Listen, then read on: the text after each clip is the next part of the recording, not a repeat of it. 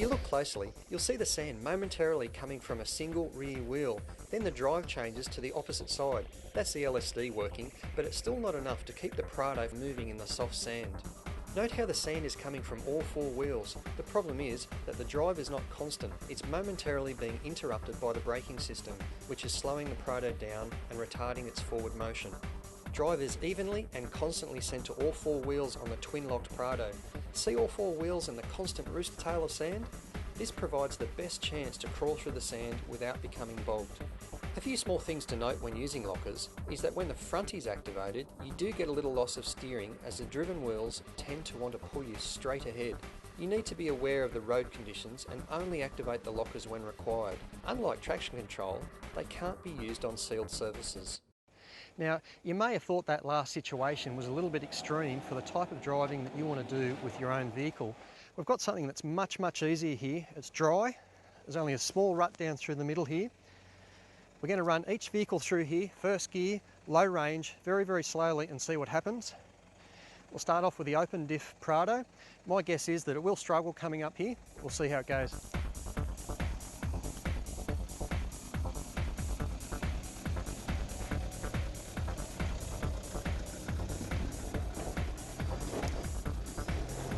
Okay, hold him there, mate. Now what we're seeing here is the back left wheel is spinning and it's just come off the ground, so there's not enough grip to get any momentum to drive it forwards. The same is happening on the front right wheel. We'll reverse it back with a little bit more momentum. We'll try again.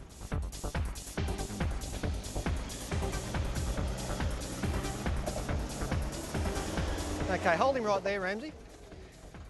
Now, you saw what happened there. This wheel was probably a foot or so off the ground. The front right was way off the ground as well. Spinning. What happens is when the car rolls backwards, that front right wheel especially bites into the ground. You've got the potential for a CV to snap. It means that we either need more momentum or we'll see how the locked vehicle and the electronic traction vehicle goes in a sec.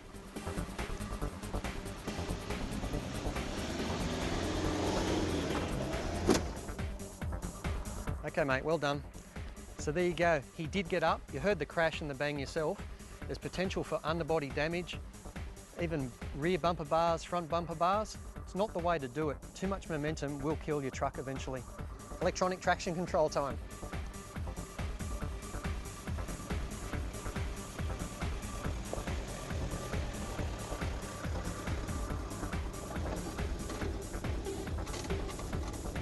Yeah, just a few more revs, Ramsey, see what happens.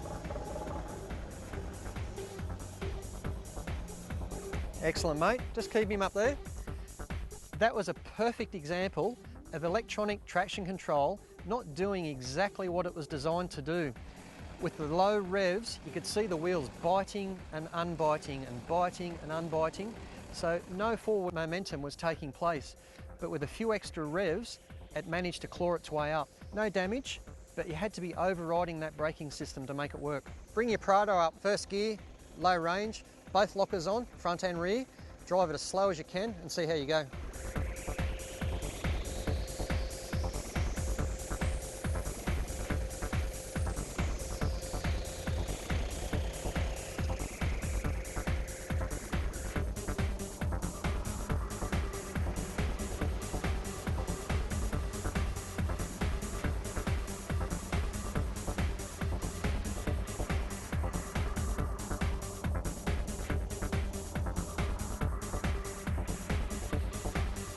Okay, that's great, Daniel, just hold it there.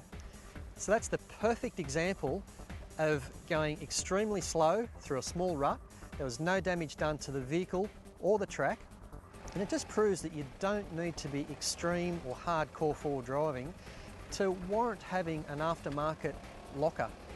Touring vehicles, especially a vehicle that doesn't have a huge amount of suspension flex, can gain the benefits of having this locker switched on in the right situations. It makes driving so much easier and safer. Alrighty Daniel, it's been a very long day and a fun one. We've been tackling some fairly hard climbs, slippery and rutted. We then ducked down to the beach for a while, had a bit of fun in the sand, and then this afternoon we're over here on the easy ruts. Now in every situation, the ARB truck shone through over the open diff Prado and the electronic traction control. We'll run through a few figures here. Now we are dealing with new vehicles here, so there's a lot of money's worth. A standard Grande, 75 grand. A standard GXL is 55 grand. It's 20 grand's difference so far. Daniel, a really rough price of an ARB air locker setup like what you've got here? With the complete system installed by ARB, you're looking at just over $3,000. That's going to vary a little bit depending on the make and model of your vehicle. Okay, so roughly 3 grand, probably a little bit more, a little bit less, depends on the exact make and model. We'll keep it at 3 grand to keep the math simple at the moment.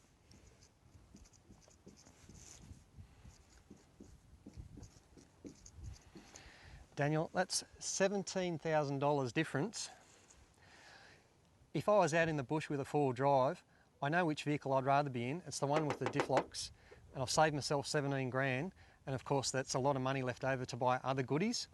Now, that sort of driving situation would make me climbing up my steep rocky tracks in my Ute 4-wheel drive one very happy 4-wheel driver.